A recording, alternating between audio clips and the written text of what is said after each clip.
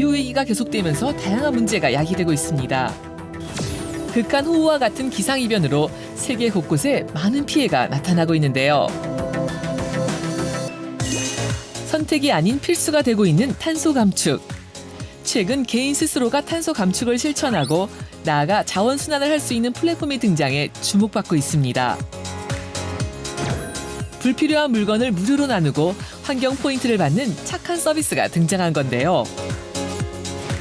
재활용품을 수거해 이를 필요로 하는 기업에 제공하는 등 순환 경제 실천을 돕고 있다고요. 더 나은 미래를 위해 환경 보호에 앞장서고 있는 자원 순환 플랫폼에 대해 알아봅니다. 네, 오늘은 탄소 감소를 실천할 수 있는 자원 순환에 대한 이야기 나눠보겠습니다. 박형철 대표님 나오셨는데요. 안녕하세요. 안녕하세요. 예, 어서 오십시오. 자, 일상에서 발생하는 쓰레기가 급증하면서 쓰레기 대란이 현실이 되고 있습니다. 문제는 쓸만한 제품도 버려진다는 게 아닐까 싶어요. 맞습니다. 과거와 달리 가전이나 가구, 패션의 유행이 굉장히 빠르게 바뀌고 있습니다. 단순히 옷만 두고 봤을 때 2020년 기준 국내에 버려지는 폐의류가 8만 2천 톤에 달한다고 하죠. 그래서 등장한 것이 바로 개인거래 플랫폼입니다. 한 자료에 따르면 중고시장 거래 규모는 2028년 4조 원에서 2021년 24조 원으로 성장했으며 올해에는 30조 원을 넘길 것으로 전망하고 있는데요. 팔리지 않는 물건 혹은 버리기에 아까운 물건을 나눔을 신청하는 경우도 많습니다.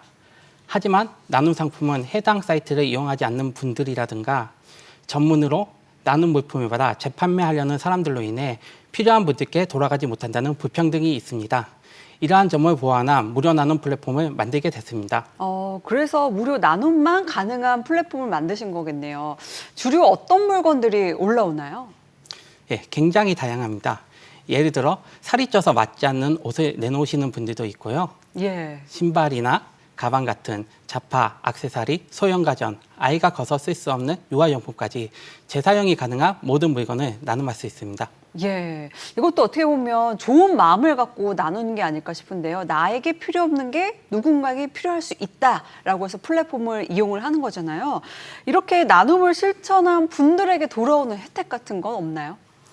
필요 없는 물건을 나눔한 사용자에게는 환경 포인트가 제공됩니다. 예. 환경 포인트는 앱 내에서 광고를 게재하거나 현재는 구축 중인 친환경 제품 구입에 활용할 수 있습니다. 네. 친환경 제품은 재사용된 플라스틱을 만든 의류 등의 제품으로 구성하고 있고요. 예. 더불어 내년 상반기의 목표로 환경부에서 시청하는 탄소 중립 실천 포인트와 연동을 계획하고 있는데요. 개인이 일상에서 온실가스를 감축했을 때 인센티브를 주는 제도로 1년에 최대 7만 원까지 현금으로 바꿀 수 있어 플랫폼 활성화에 기대하고 있습니다. 예, 이 포인트라는 게 참 소중하거든요. 모으는 재미가 쏠쏠해서. 실제로는 근데 이 가정에서 버려지는 물건들 중에 가구같이 좀 부피가 큰 물건이나 좀 무료 나눔하기 어려운 물건들도 있잖아요. 그냥 버리기에는 좀 아까운 것도 많은데 이렇게 부피가 큰 물건들도 혹시 나눔이 가능할까요? 가구를 버리는데도 돈이 들죠. 네. 큰 장롱을 버리는데 약 15,000원 정도가 필요합니다. 맞아요. 그 동사무소 가서 신청도 따로 해야 되고 복잡하거든요. 네, 매우 번거롭죠. 예. 그래서 저희는 업사이클링 업체와 연결을 진행하고 있습니다. 현재 의자 수거만 가능한데요. 앞으로는 전체 가구 범위를 넓혀갈 생각입니다. 예. 업체에서 가구를 수거해 가면 소비자 입장에서는 버리는 돈을 아낄 수 있고요. 맞아요. 업사이클 업체에서는 이를 수거해 재활용을 하고 탄소 배출권을 받게 됩니다. 이걸 현금으로 교환해 이득을 얻을 수 있는 거죠. 예. 무료 나눔이 가능한 외에도 이 수거할 수 있는 것들이 있다고 하던데 어떤 것들이 있을까요? 재활용이 가능한 모든 자원을 플랫폼한 자원 거래로 수거가 가능하고요. 플랫폼을 통해 수거 요청이 들어오면 저희가 직접 수거하게 되고요. 재활용품을 제공한 사용자에게는 환경 포인트가 주어집니다. 현재는 직접 수거를 하고 있지만 전국 주민센터 읍면동 기준 3,000개의 자원순환 센터를 운영 계획을 가지고 있는데요. 이렇게 되면 시민들이 수거에 좀 더 적극적으로 바뀔 수 있을 것이라 확신합니다. 예. 근데 이 플라스틱 같은 뭐 깡통, 캔 같은 재활용품은 가정 내에서도 분리 배출이 이루어지고 있잖아요. 이 플랫폼에서 별도로 수거하는 이유가 있을까요? 플라스틱을 예를 들어 설명하겠습니다. 예. 최근에 생수병 분리 배출이 시작됐는데요. 그 이유를 알고 계신가요? 그러게요. 아무래도 생수병은 실은 깨끗한 물이 있는 그대로를 담은 병이어서 실은 마시고 버리기 너무 아깝다는 생각이 들거든요. 좀 재활용하기 위해서. 네. 투명한 페트병의 경우 다시 네. 페트병으로 재활용하거나 옷, 가방 등을 만들 수 있는 고품질 재활용 원료입니다. 예.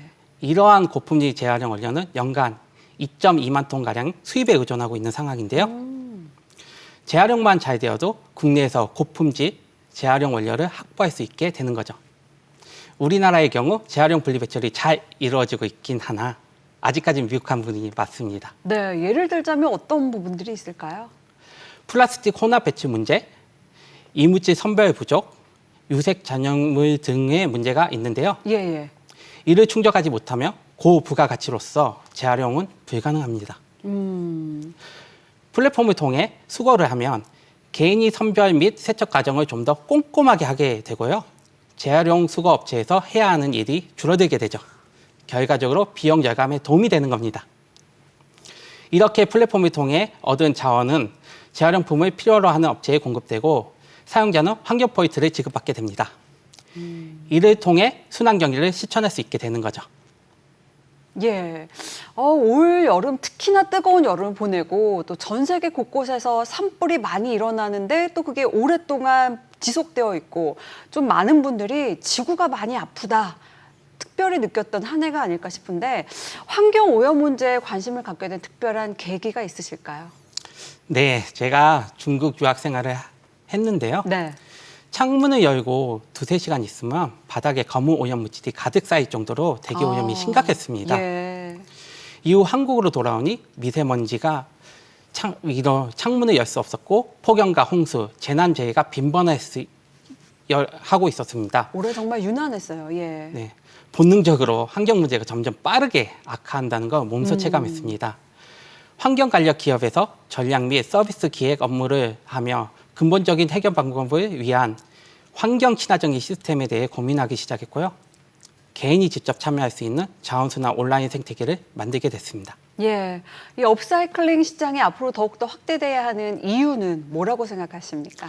플라스틱과 같은 재활용품을 원자재로 하는 친환경 제품의 경우 가장 큰 문제점은 일반 상품에 비해 가격이 비싸다는 점이 있습니다.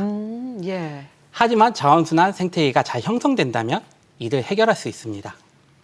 앞서 이야기한 것처럼 보통 업사이클링 공장은 원자재를 수입에 의존하고 있는데요. 네네. 우리가 제공한 재활용품이 원자재로 사용되고 수입 의존도를 줄이면서 해당 공장에서 만들어진 친환경 제품의 가격을 줄일 수 있다는 것이 장점입니다. 누구나 환경을 보호해야 한다는 것을 알지만 개인이 실천할 수 있는 생태계를 만들어야 합니다. 생태계가 활성화된다면 실질적인 개인주로 제로 웨이스트 시대가 열릴 수 있을 것이라 생각합니다. 무료 나눔 문화, 요즘 줄임말로는 문화라고 하는데요. 네네. 시민들과 함께 이를 전국적으로 확장해 나아가 작은 나눔이 모여 전 세상 환경 보호를 하는데 혁신을 이루고 싶습니다. 네, 문화 앞으로도 더욱더 저희도 응원하겠습니다. 자, 지금까지 박형철 대표님과 현실적인 자원 순환 실천법에 대해서 이야기 나눠봤습니다. 고맙습니다.